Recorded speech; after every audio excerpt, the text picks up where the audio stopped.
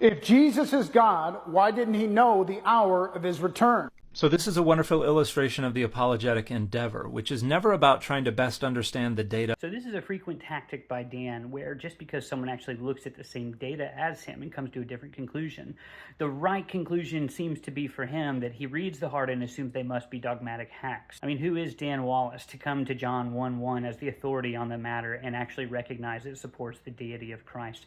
Who are D.A. Carson and G.K. Beale and Ricky Watts, these scholars of Scripture who actually are looking at the data and coming to different conclusions? It must be that, unlike Dan, they are biased, and he alone is holding the data for us. Or understand what is most likely true. Most likely true according to who? All data is interpreted. So when you say most likely true, you're appealing to a set of presuppositions. Yours happen to be naturalistic, and so you, of course, always see the data as most likely reading a humanistic approach to Jesus. It's not because you're less dogmatic, it's because you have bias, which leads you to interpret the data a particular way.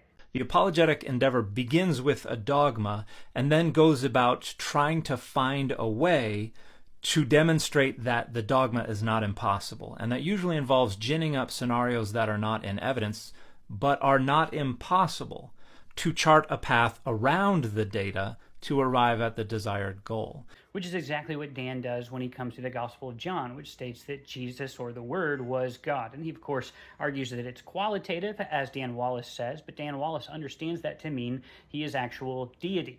And, of course, Dan here would disagree, but if you just go 2 verses later, the data says that this Word is the one who created everything, and not a single thing existed without him creating it. And not only that, John is actually paraphrasing Genesis 1:1 from the Greek translation of the Old Testament, so that we make the connection that the God who created everything in Genesis 1:1 is the same person we have here in John 1:1-3.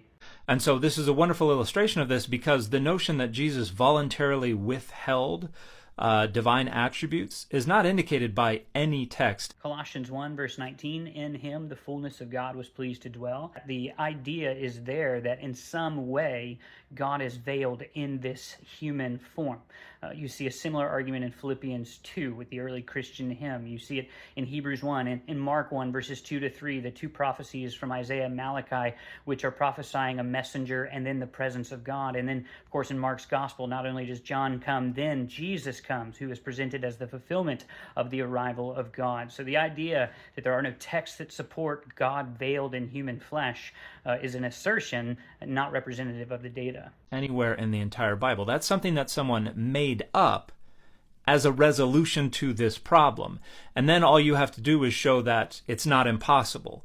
And so the quotation of Luke 2:52, that Jesus grew in wisdom and in years, that's how everybody grows up. You grow smarter as you grow older. Yep, which is why the church has historically held that Christ was fully man. This is what we call the hypostatic union, but you know that. Like, we aren't shocked by those things. We recognize the humanity of Christ. No one's in denial of that. There's nothing supernatural about that. The best explanation of how it could be that Jesus got older and wiser is not that Jesus slowly was taking back divine attributes that he had voluntarily withheld from himself when he incarnated. But you're not looking for what the data best support. You're looking for what is not precluded by the data. So again, we are looking at the data. You're saying it's the best representative of the data because you're dogmatically committed to the denial of deity. But in John 1 verse 3, this figure who was born is also the figure who's explicitly stated to have been the creator of every single thing that was made, which means the best representation of the data is not reducing Jesus merely to humanity, but also recognizing a combination of divinity and humanity. So as long as you can gin up that tiniest little sliver of not impossible, then you accomplish the goal. So for those who are really interested in looking at the data, I put out a free PDF. It's 10 reasons from the Gospel of Mark that the data is actually presenting Jesus as God. And if you're looking for a scholarly work on the perspective that I give, I'd encourage you to look at Rick E. Watt's commentary, Isaiah's second Exodus in Mark, or his commentary in Beale and Carson's New Testament use of the Old, where he goes and he shows that the data is actually used in the Old Testament to demonstrate that Jesus' arrival should not be interpreted merely as a human Messiah, but as God in flesh. And the goal of the apologetic endeavor is just to convince others who already believe that they are justified in that belief. Which is exactly what you're doing, except for secularists. You are pre-committed to the non-existence of deity and that all religion is naturalistic and therefore has purely natural explanations. And therefore you are committed to furthering that interpretation of the scriptures, so you reconstruct a history so that you can present it that way.